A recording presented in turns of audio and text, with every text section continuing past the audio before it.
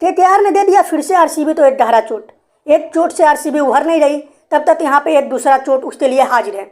सब कुछ जानकारी जानते इस वीडियो में, बस वीडियो में अंत तक बने रहिए। अगर वीडियो पसंद आती है तो वीडियो को लाइक करते, हमारे चैनल को सब्सक्राइब करना बिल्कुल ना भूलें।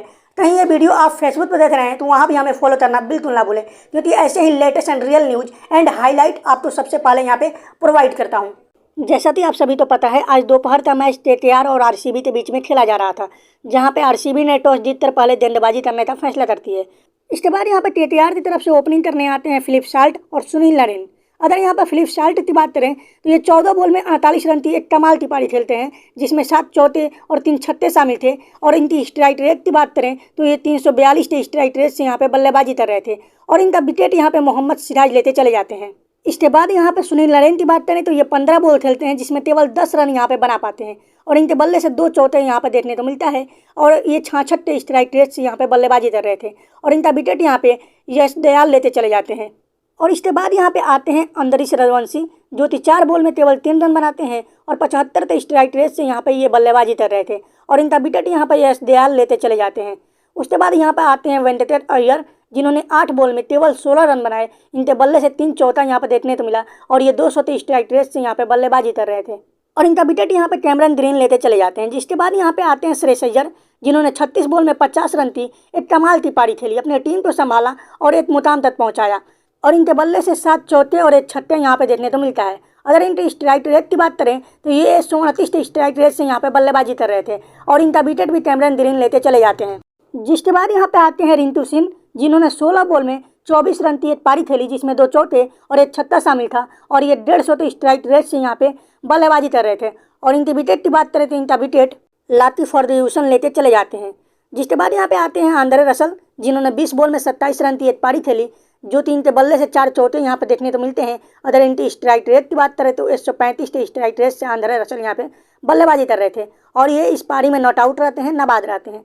जिसके बाद यहाँ पे आता है रमनदीप सिंह, जिन्होंने 9 बॉल में 24 रन बनाए, और इनके बल्ले से 2 चौके और 2 छक्के यहाँ पे देखने को मिले। ये 266 के स्ट्राइक रेट से यहाँ पे बल्लेबाजी कर रहे थे। अगर इनकी विकेट की बात करें तो ये अभी इस पारी में नॉट आउट रहते हैं। अब चलिए, हमने आपको केकेआर के बल्लेबाजों के बारे में तो बता दिया, अब यहाँ पे आरसीबी के गेंदबाजों के बारे में यहाँ पे बात कर लेते हैं कि उन्होंने कितना ओवर कराया, कितना रन दिया और कितना विकेट लिया। सबसे पहले हम यहाँ पे मोहम्मद सिराज के बारे में बात करेंगे।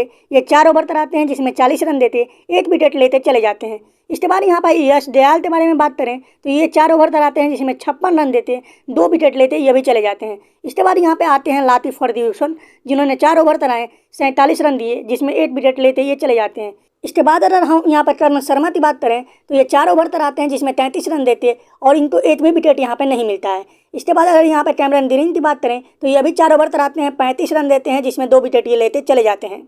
और हम आपको बता देते हैं यहाँ पे केकेआर टोटल यहाँ पे 222 रन बनाती है 6 विकेट के नुकसान पे। और यहाँ पे एक पारी समाप्त होने के बाद अब आरसीबी की तरफ से बल्लेबाजी करने आते हैं विराट कोहली और फाफ डु प्लेसी। अगर हम यहाँ पर विराट कोहली के बारे में बात करें तो ये 7 बॉल में 18 रन बनाते हैं, जिसमें 1 चौका और 2 छक्के इनके बल्ले से देखने को मिलता है, और ये 257 के स्ट्राइक रेट से यहाँ पे बल्लेबाजी कर रहे थे, और इनका विकेट यहाँ पे हर्षित राणा लेते चले जाते हैं। जिसके बाद यहाँ पे फाफ डु प्लेसी की बात करें तो ये 7 बॉल में केवल 7 रन बनाते हैं, और इनके बल्ले से केवल 1 चौका यहाँ पे देखने को मिलता है, और ये 100 के स्ट्राइक रेट से यहाँ पे बल्लेबाजी कर रहे थे, और इनका विकेट यहाँ पे वरुण चक्रवर्ती लेते चले जाते हैं। जिसके बाद यहाँ पे आते हैं विल जैक, जिन्होंने इस पारी को एक मुकाम तक पहुँचाया। इन्होंने 32 बॉल में 55 रन की एक कमाल की पारी खेली, जिसमें 4 चौके और 5 छक्के शामिल थे। 171 के स्ट्राइक रेट से यहाँ पर विल जैक बल्लेबाजी कर रहे थे, और जब तक विल जैक थे तब तक यहाँ पे आरसीबी अपने आप तो जीतता हुआ महसूस कर रही थी, लेकिन इनका विकेट भी यहाँ पे आंद्रे रसल लेते चले जाते हैं, और विल जैक यहाँ पे आउट हो जाते हैं। जिसके बाद यहाँ पे आते हैं कैमरन ग्रीन। इन्होंने 4 बॉल में केवल 6 रन बनाए, और इनके बल्ले से केवल 1 छक्का देखने को मिलता है, और ये 150 के स्ट्राइक रेट से यहाँ पे बल्लेबाजी कर रहे थे, और इनका विकेट भी यहाँ पे सुनील नारायण लेते चले जाते हैं।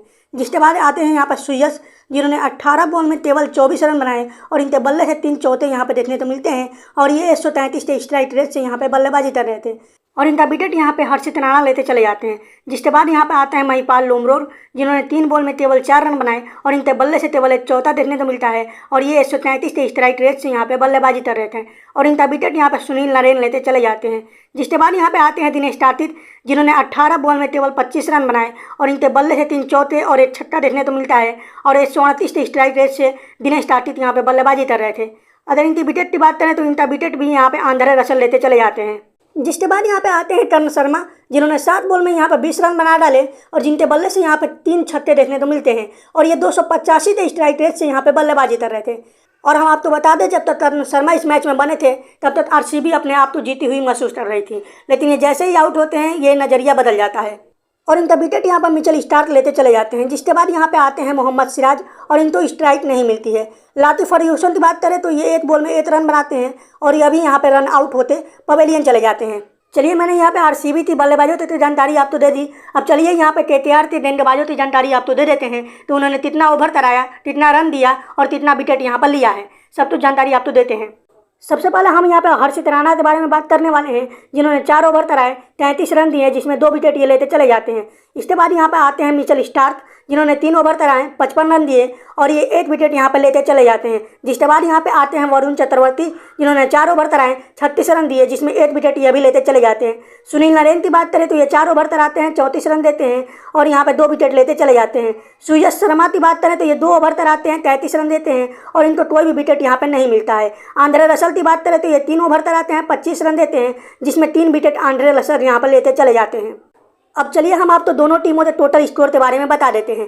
केकेआर की बात करें तो ये 222 रन बनाती है 6 विकेट के नुकसान पे, वहीं आरसीबी यहाँ पे 221 रन बनाती है 10 विकेट के नुकसान पे। आरसीबी की बात करें तो आरसीबी यहाँ पे ऑल आउट हो जाती है, जिसके कारण ये 2 रन से यहाँ पे मैच हार जाती है। हम आपको बता दें तो आरसीबी तो 2 रन जीत के लिए चाहिए थे और 1 रन चाहिए थे मैच टाई होने के लिए।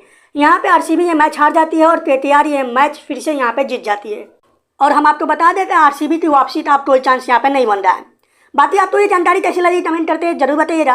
अगर हमारा वीडियो आपको पसंद आया हो तो वीडियो तो लाइक करते, चैनल पर पहली बार विजिट किए हैं तो चैनल को सब्सक्राइब करना बिल्कुल ना भूलें। अगर ये वीडियो आप कहीं फेसबुक पर देख रहे हैं तो वहाँ भी हमें फॉलो करना बिल्कुल ना भूलें।